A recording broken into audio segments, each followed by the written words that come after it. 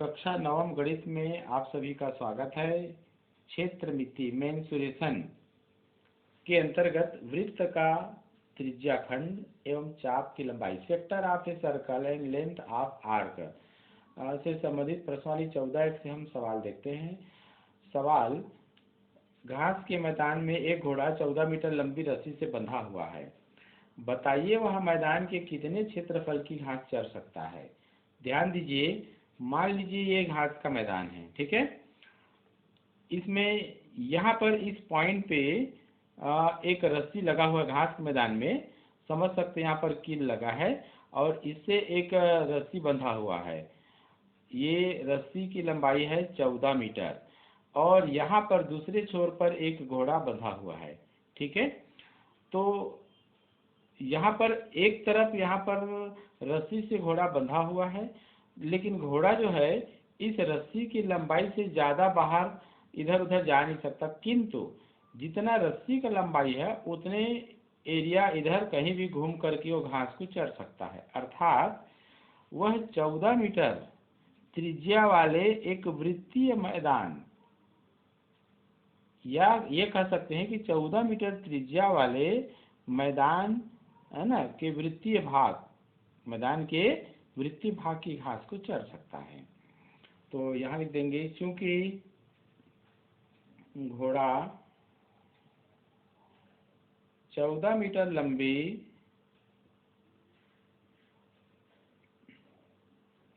रस्सी से बंधा है अतः वह 14 मीटर त्रिज्या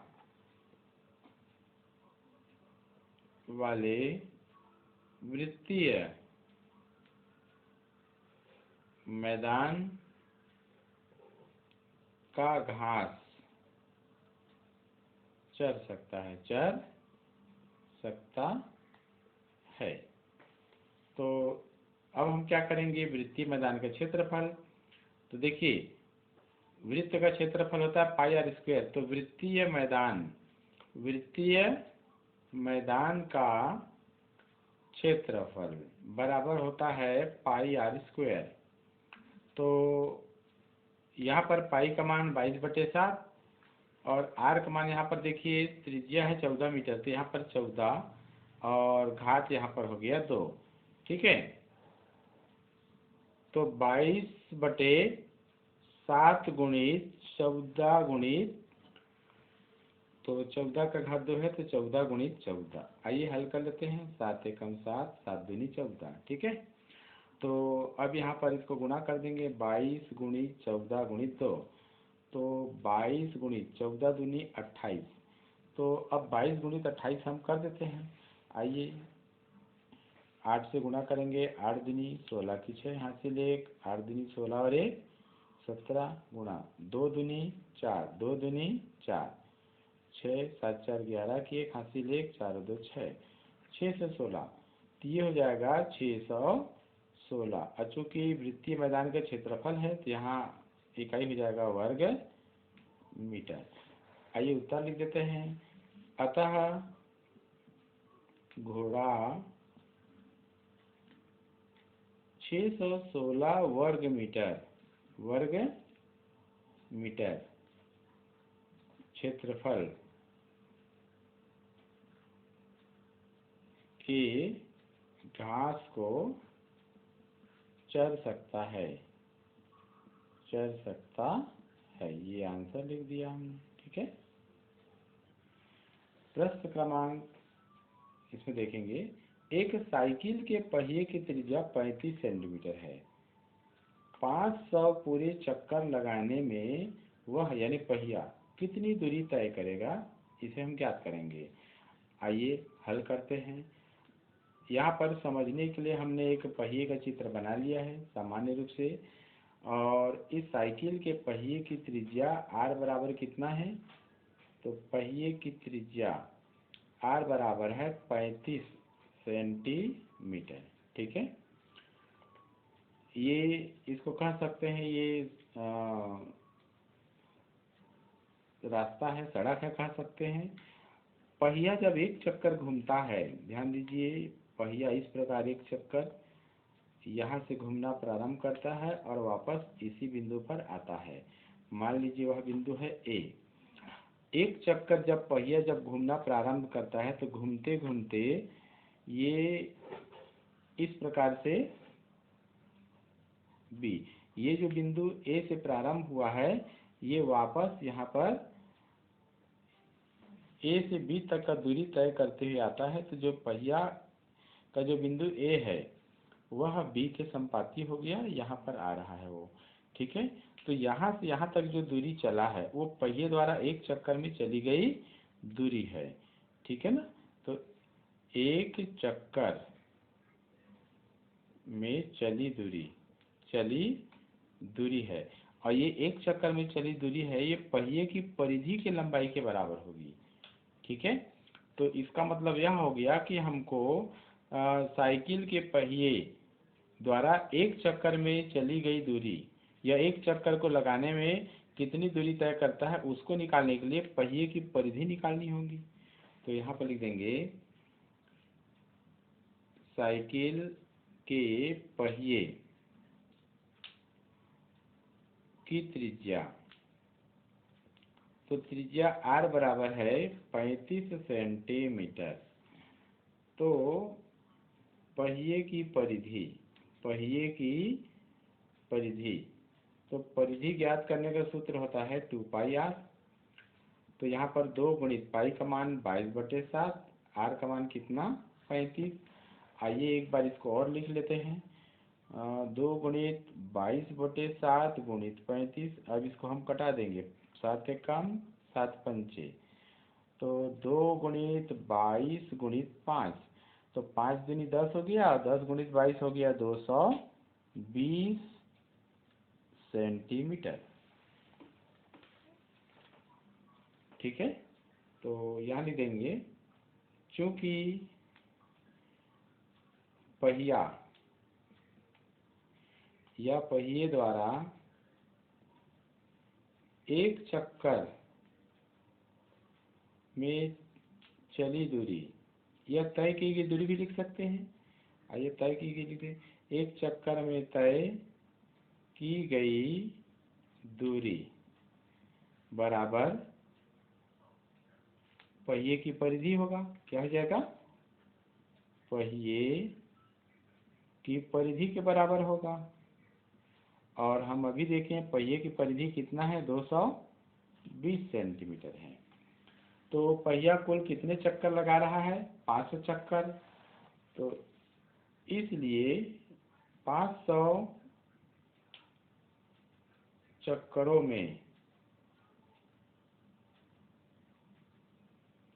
पहिए द्वारा तय की गई दूरी, तो ये हो जाएगा 220 गुणित 500। ये तीनों शून्य को यहाँ लिख लीजिए।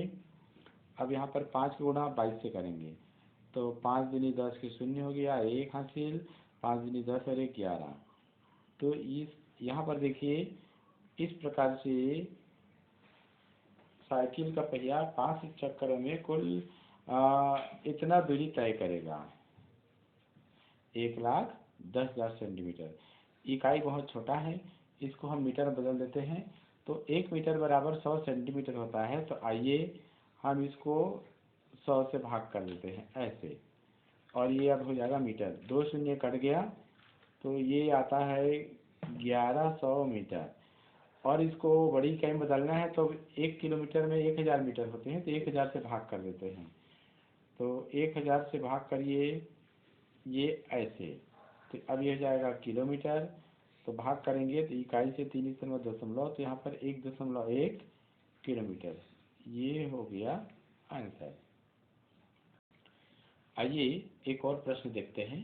एक वृत्त की त्रिज्या 3 मीटर है सॉरी। दूसरे वृत्त की त्रिज्या क्या होगी जिसका क्षेत्रफल पहले वृत्त के क्षेत्रफल से 9 गुना है। ध्यान दीजिए यहाँ पर 2 वृत्त है, एक वृत्त की त्रिज्या सीधा दिया गया 3 मीटर है, दूसरे वृत्त की त्रिज्या हमको ज्ञात करनी है। लेकिन यहाँ पे ये भी कहा जा रहा है कि दूसरे वृत्त की त्रिज्या क्या होगी जिसका क्षेत्रफल पहले वृत्त के क्षेत्रफल से 9 गुना। आइए सबसे पहले क्या करते हैं, एक वृत्त की त्रिज्या 3 मीटर है, तो यहाँ पर लिख देंगे एक वृत्त की त्रिज्या, एक वृत्त की त्रिज्या, एक वृत्त की त्रिज्या आर, यहाँ पर R1 मान लेते हैं। R1 बराबर कितना है, 3 मीटर। माना कि दूसरे वृत्त, माना कि दूसरे वृत्त की त्रिज्या, माना कि दूसरे वृत्त की त्रिज्या क्या है, R2 है। ठीक है, प्रश्नानुसार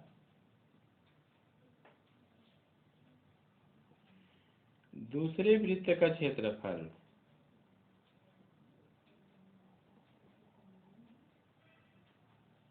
बराबर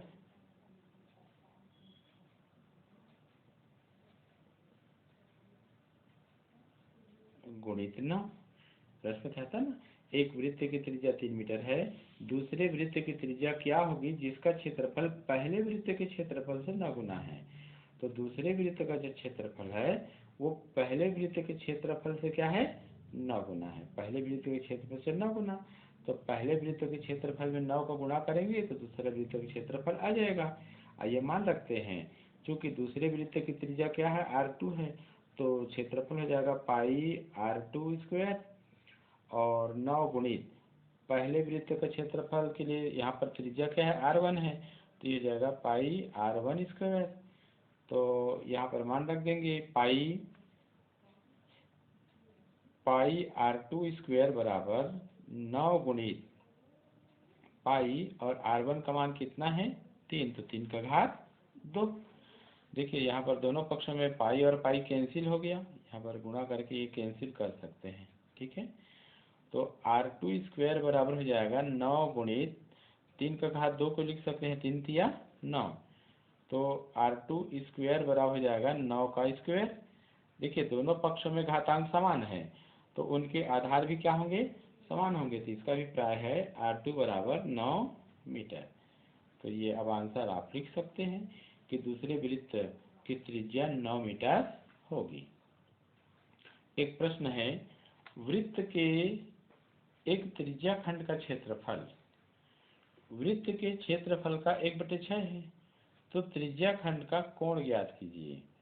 आइए हल करते हैं। सबसे पहले मान लेते हैं कि कोई एक वृत्त है जिसकी त्रिज्या r है, तो यहाँ लिख देते हैं माना कि वृत्त की त्रिज्या r है और त्रिज्या खंड का कोण, त्रिज्या खंड का कोण थीटा है। तब वृत्त का क्षेत्रफल क्या होगा, तो वृत्त का क्षेत्रफल का सूत्र है पाई R स्क्वायर, तथा त्रिज्या खंड का क्षेत्रफल क्या होगा, त्रिज्या खंड का क्षेत्रफल का सूत्र, तो ये सूत्र होता है थीटा बटे 360 अंश गुणित पाई R स्क्वायर।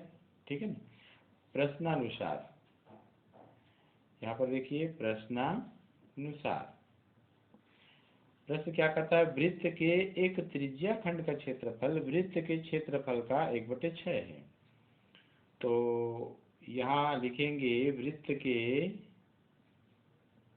त्रिज्या खंड का क्षेत्रफल, त्रिज्या खंड का क्षेत्रफल, वृत्त के त्रिज्या खंड का क्षेत्रफल बराबर वृत्त का क्षेत्रफल, यहाँ लिखे ना कि वृत्त के क्षेत्रफल का 1/6 है, तो यहाँ पर ये 1/6 का वृत्त के क्षेत्रफल में गुणा कर देंगे तो जो मान आएगा वो वृत्त के त्रिज्या खंड के क्षेत्रफल के बराबर होगा।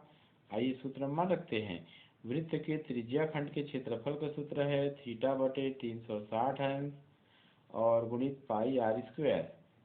इसी प्रकार 1/6 गुणित वृत्त का क्षेत्रफल है पाई आर स्क्वायर। ध्यान दीजिए पाई आर स्क्वायर कैंसिल हो गया, तो इधर बच रहा है θ/360 अंश और इधर आ रहा है 1/6 इस प्रकार से। ठीक है, तो तिर्यक गुणा कर देंगे तो ये 6θ और ये 360 गुणित 1 यानी ये हो गया। यहाँ पर लिख सकते हैं आप तिर्यक गुणा करने पर। ठीक है, हल करेंगे तो यहाँ पर देखिए थीटा बराबर हो जाएगा 360 अंश बटे 6, तो थीटा बराबर 6 छक्का 36, 6 शून्यम 60 अंश। ठीक है, अर्थात यहाँ हम कह सकते हैं कि त्रिज्या खंड का जो कोण है, अतः